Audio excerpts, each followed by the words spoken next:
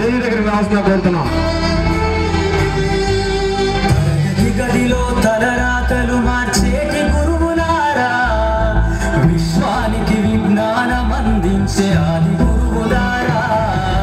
తరగతి గదిలో తలరాతలు మార్చేటి గురువులారా, విశ్వానికి విజ్ఞానం అందించే ఆది గురువులారా. రాజు భేదం చూపని ఉపాధ్యాయులారా, రాజు భేదం చూపని ఉపాధ్యాయులారా. ఎంత చెప్పినా తరగని మా త్యాగధనులారా, తరగతి గదిలో తలరాతలు మార్చేటి గురువులారా, విశ్వానికి విజ్ఞానం అందించే ఆది గురువులారా.